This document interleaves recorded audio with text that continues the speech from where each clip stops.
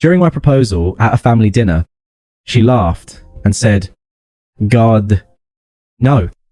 You're not husband material. Ask me again when you've made something of yourself."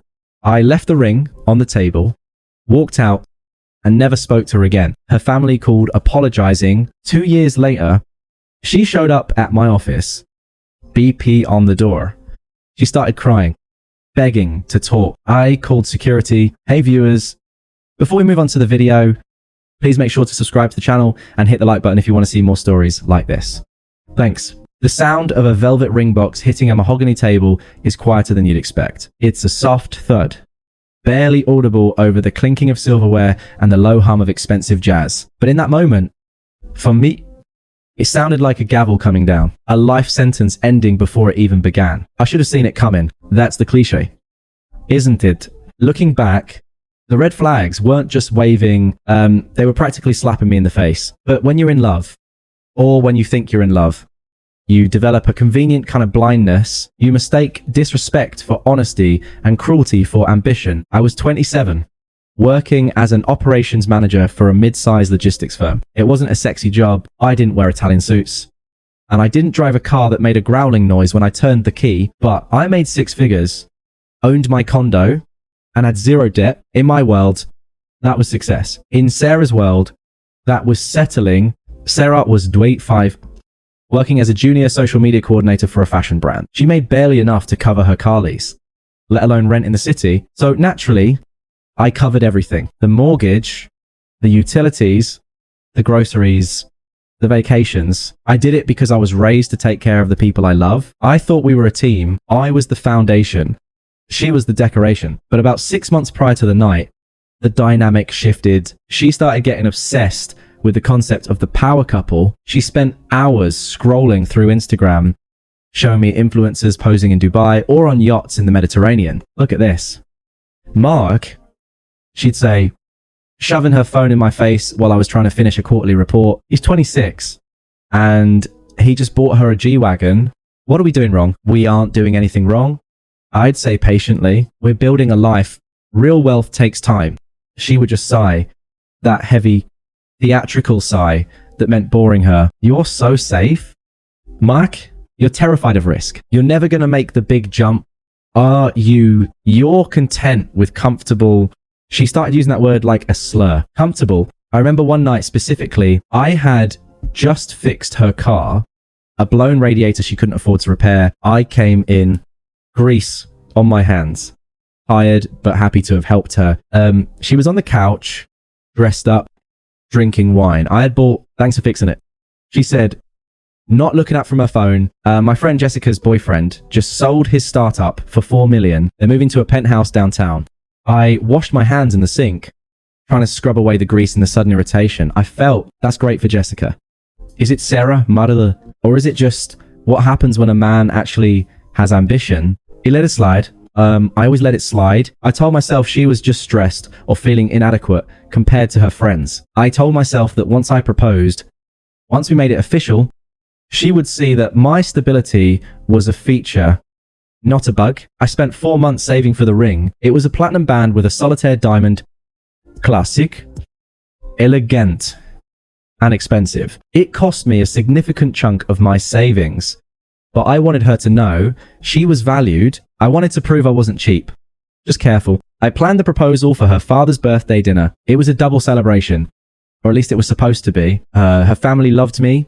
Her dad, Robert, was a retired contractor, a man who respected hard work. Her mom, Ellen, treated me like the son she never had. I thought I was on solid ground. I walked into that restaurant with the ring, burning a hole in my jacket pocket, thinking I was about to start the rest of my life. I had no idea I was walking into an ambush. The restaurant was one of those places where the menu doesn't have prices, and the waiters scraped the crumbs off the table between courses. The lighting was dim, the atmosphere heavy with the scent of truffle oil and old money. Dinner was going well. We were laughing, sharing stories. Robert was telling a joke about his golf game, and even Sarah seemed in good spirits. She looked stunning in a black dress I had bought her for Christmas, her hair cascading down her shoulders. She was holding my hand under the table. I took that as the sign. When the dessert menus arrived, I made my move. I cleared my throat. My heart was hammering against my ribs like a trapped bird. Robert. Ellen. I started, my voice sounding slightly higher than usual. Before we ordered dessert, I have something I'd like to say. The table went quiet. Sarah's sister, Emily, gasped softly, her eyes darting to my pocket. She knew I'd asked her for advice on the ring size. I turned to Sarah. I slid my chair back and got down on one knee. The restaurant chatter seemed to drop away. I could feel the eyes of other diners on us. This was it. The grand gesture she always wanted. Sarah, I said, holding the velvet box. I opened it. The diamond caught the low light, sparkling fiercely. You are the love of my life. I know I'm not always the most exciting guy, and I know I focus a lot on the future, but that's only because I want to build a beautiful one with you. I want to take care of you forever. Will you marry me? Silence. It wasn't the shocked, happy silence you see in movies. It was a heavy, suffocating silence. Sarah didn't gasp. She didn't cry. She didn't cover her mouth with her hands in joy. She stared at the ring, then she looked at me, and then she let out a short, sharp laugh. It was a cruel sound, devoid of any warmth. She looked at her mother, then back at me, a smirk curling the corner of her lips. God, no.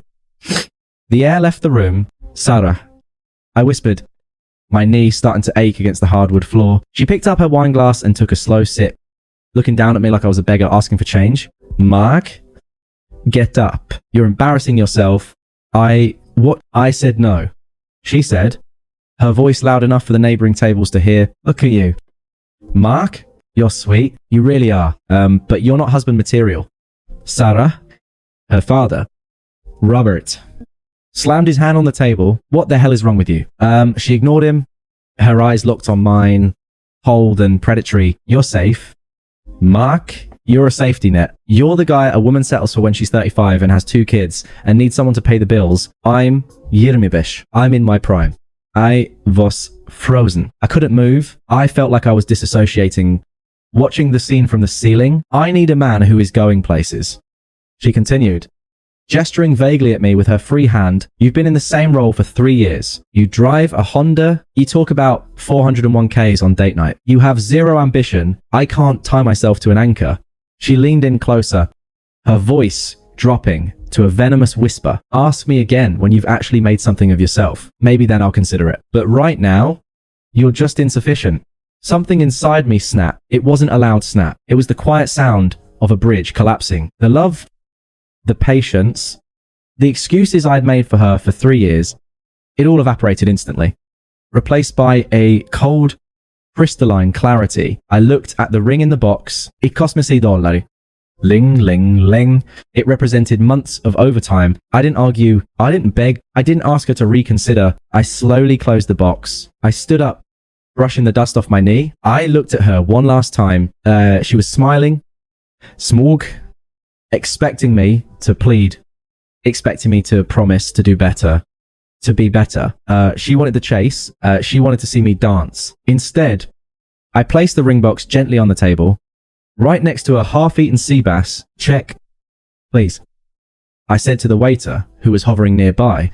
Looking terrified, I pulled $200 bills from my wallet, enough to cover my share in the wine, and placed them under the salt shaker. Mark, song. Wait, Robert said, half rising from his chair. His face beat red with humiliation. It's okay. Robert, I said, my voice terrifyingly calm. She's right. I'm not husband material. Not for her. I turned and walked out. I could hear Sarah's voice as I reached the door. Oh my God. He's being so dramatic. He'll be back in an hour. I walked out into the cool night air, loosened my tie, and took the deepest breath of my life. I didn't look back. I didn't go back in an hour. I drove straight to my condo. I walked in, grabbed a trash bag, and systematically went through the apartment. Her toothbrush, trash. Her shampoo, trash. The hoodie she left on the couch, trash. I wasn't angry in a throwing plates kind of way. I was efficient. I was operating like I did at work, identifying a bottleneck and removing it. I sat down on my sofa, pulled out my phone, and opened her contact, block, then Instagram, block, Facebook, block, TikTok, block. I severed the digital limb. Then I poured myself a bourbon, sat in the silence of my boring apartment, and realized for the first time in years, my bank account was the only thing I had to worry about. The next morning, my phone rang. It was Robert. I almost didn't answer, but I respected the man. He wasn't her. Mark, his voice sounded tired. Olda, hello. Robert, I don't even know what to say. He stammered. I'm so incredibly sorry. Ellen has been crying all morning. Emily is furious. We had no idea she was like this. It's fine. Robert, it's better I found out now than after the wedding. Divorce is expensive. She's an idiot. Robert said, his voice hardening. But Mark, you need to know the truth. I got into her phone last night while she was arguing with her mother. She's not just ambitious. There's someone else. My grip tightened on the phone, some guy named Jason. Apparently, he's a VP of strategy at some tech firm. She's been texting him for months, telling him she's single, telling him she's stuck with a roommate until she finds the right time to move out. A roommate, I paid for her food, her clothes, her life. And I was a roommate. He drives a Porsche. Robert added, disgust dripping from his voice. That's what this is about. She thinks she has him lined up. She told Ellen that Jason is going to take her to Paris next month. She used you as a placeholder until she secured the upgrade. I see. I said, the final puzzle piece clicked into place. The comparisons, the late nights, the contempt. She wasn't waiting for me to be better. She was waiting for him to be ready. I'm done with her. Mark? Robert said, I told her she's cut off. No more money from me. If she wants a high roller, let the high roller pay for her insurance. Thank you for telling me. Robert, take care of yourself. I hung up. That moment was the turning point. I could have wallowed. I could have spent months depressed, wondering why it wasn't enough. But knowing there was another guy, knowing she had monkey branched, killed the sadness instantly. All that was left was a cold, hard resolve. Ask me again when you've made something of yourself. The words echoed in my head. She wanted a VP. She wanted power. She wanted a man who wasn't safe. Fine. I went into work the next day and walked straight into the CEO's office. There was a position opening up in our aggressive expansion division. It was a nightmare job. High travel, high stress, commission-based, focused on breaking into the Asian markets. It was the kind of job that ruins marriages and causes ulcers. I had avoided it because I wanted to be home for dinner with Sarah. I want the director of international logistics role. I told the CEO. He looked at me over his glasses. Mark, that requires 80% travel. You've always turned down travel because of a girlfriend. I don't have a girlfriend. I said flatly, I have free time and I want to make a lot of money. He smiled. You start Monday. For the next 2 years, I ceased to be a person. I became a machine. I lived in airports. I slept in hotels in Tokyo, Singapore, and Seoul. I negotiated deals at 300 AM. I stopped watching TV. I stopped hanging out at bars. I took the pain of that humiliation and burned it as fuel. Every time I felt tired, I heard her laugh. Every time I wanted to quit, I saw her rolling her eyes. I didn't do it to win her back. I did it to kill the part of me that was weak enough to love her. I made something of myself. I doubled my salary in year 1. I tripled it in year 2. I was promoted to vice president of operations before my 30th birthday. I bought a new place, a penthouse. Actually, not because I needed it, but because I could. I bought a tailored wardrobe. I got in the best shape of my life because the hotel gym was the only place I could clear my head. And as for Sarah, I heard whispers through the grapevine, mostly from Emily, who would text me occasionally to check in. Karma didn't hit her all at once. It was a slow bleed. Jason, the Porsche guy, turned out to be exactly who you'd expect him to be. He wasn't a VP. He was a contractor with a lease car and a mountain of credit card debt. He didn't take her to Paris. He took her to a motel in Atlantic City and asked her to split the bill. He slept with her for 3 months, got bored, and ghosted her for an Instagram model. By the time she realized her mistake, I was 6 months gone and already in Hong Kong closing $1 million shipping contract. She tried to reach out. Then I saw the block notifications in my call log. Block call. Block call. Block call. Then came the emails to my work address. Subject, heavy heart. Subject, missed you today. Subject, can we just get coffee? I sent them all to a folder labeled spam without opening them. I wasn't playing hard to get. I just didn't care. She was a stranger to me. A bad investment I'd written off. I thought that was the end of it. I thought she would fade away into the background of my past. A lesson learned in blood and money. But narcissists don't like being ignored. They don't like the silence. And they certainly don't like finding out that the safe option turned into the prize. They spent their whole life chasing. I was sitting in my corner office on a rainy Tuesday reviewing the Q3 projections when my intercom buzzed. Mr. Reynolds, my assistant, Claire, said, her voice sounded tight. There is a woman here to see you. She doesn't have an appointment. And she's refusing to leave. I frowned, checking my watch. Who is it? There was a pause. She says her name is Sarah. She says she's your fiancée. Fiance. The word hung in the air of my office like a bad smell. I stared at the intercom speaker, my finger hovering over the button. For a second, I felt a flicker of that old anxiety. The kind where your stomach drops and your palms sweat, but just as quickly as it appeared, it vanished, replaced by a cold, metallic curiosity sent here in Claire. I said calmly, and leave the door cracked.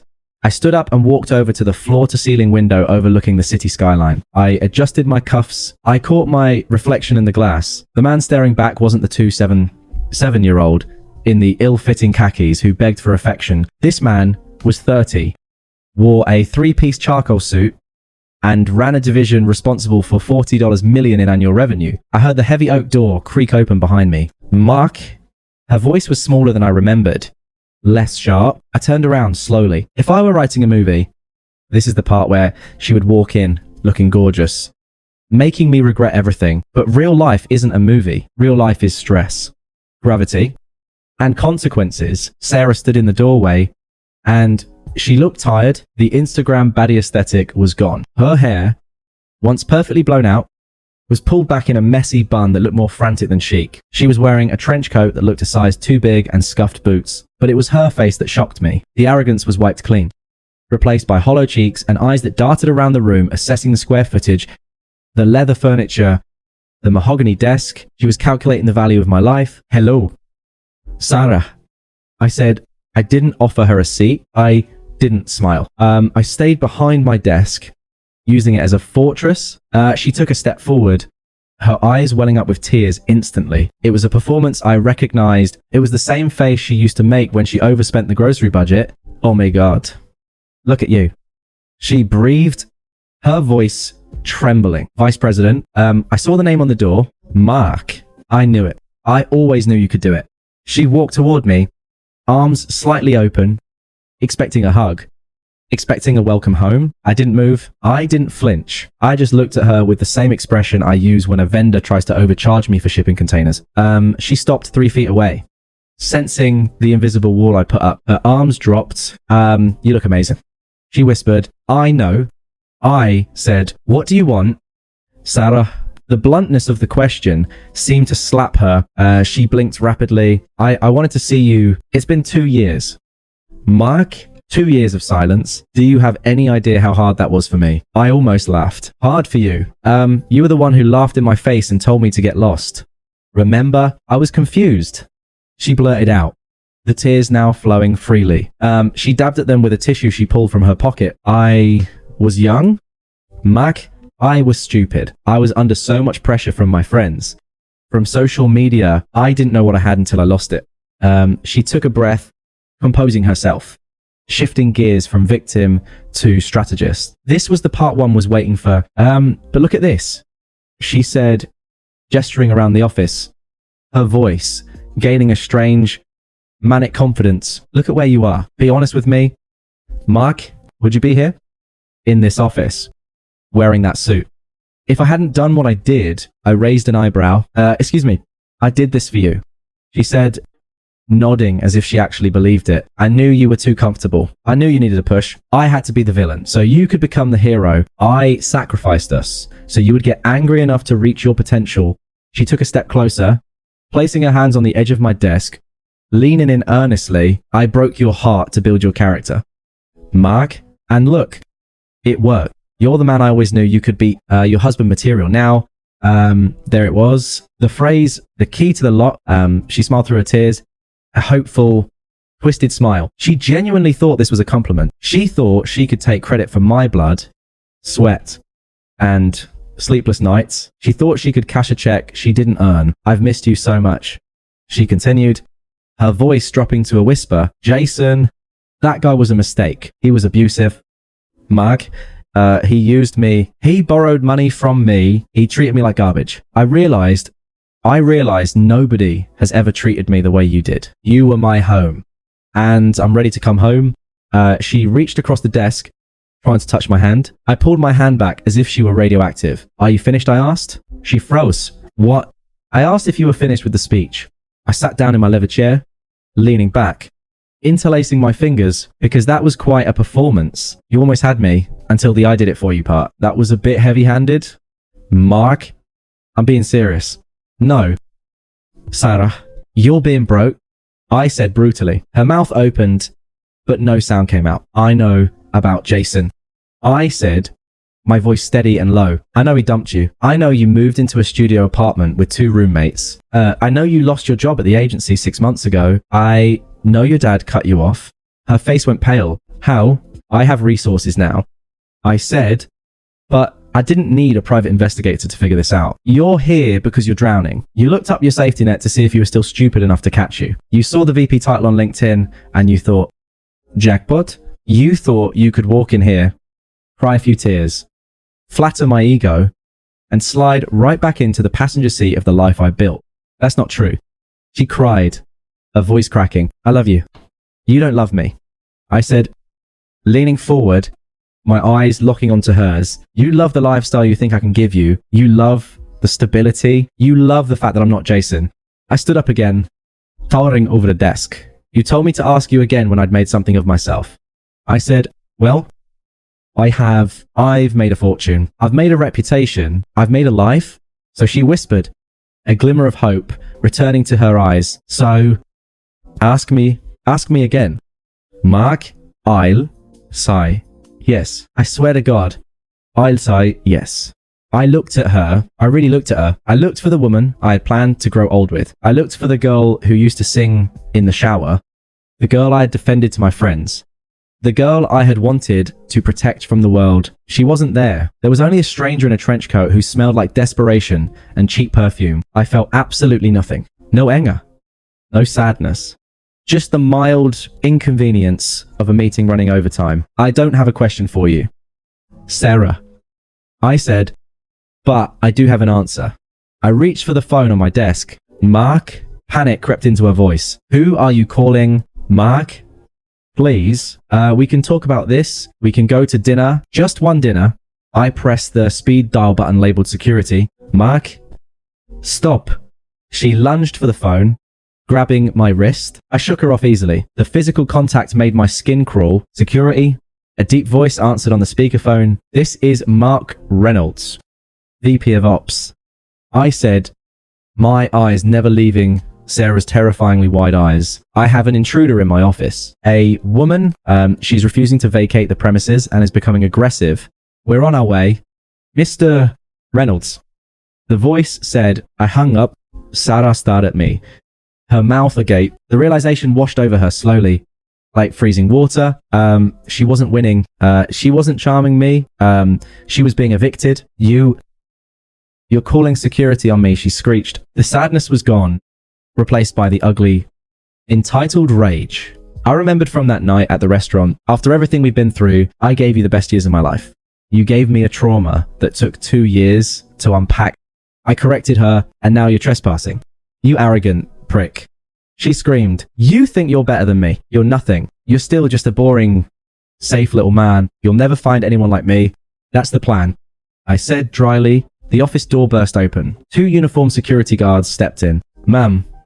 The larger one said, stepping toward her. You need to come with us. Don't touch me. She yelled, backing away, knocking over a stack of files on my desk. Mark, tell them to stop. Mark, please. I'm sorry. I'm sorry I said that. I love you. Please. I have nowhere to go. She began to sob again.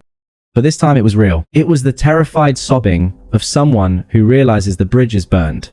The boat has sailed, and the water is rising. I turned my back on her. I walked over to the window and looked out the city. Mr. Reynolds, the guard asked, remove her. I said, not turning around, and make sure she's banned from the building. If she shows up again, call the police. Mark, she screamed, her voice moving away from me as they dragged her into the hallway. Mark, look at me. Mark, the heavy door clicked shut. The silence returned. I stood there for a moment, listening to the hum of the air conditioning. I adjusted my tie in the reflection of the window. My assistant, Claire, buzzed in a moment later. Her voice was shaky. Mr. Reynolds, I am so sorry. Are you okay? I walked back to my desk and sat down. I picked up the stack of files Sarah had knocked over and straightened them out. I'm fine. Claire, I said, actually, I'm excellent. Do you need a moment? No. I said, opening my laptop, I need you to schedule the logistics review for the Singapore account and order me some lunch. I'm starving. Of course, what would you like? I smiled. A real, genuine smile. Something expensive. Thanks for watching. Make sure to subscribe to the channel and hit the like button. What do you think about this story? Share it in the comments.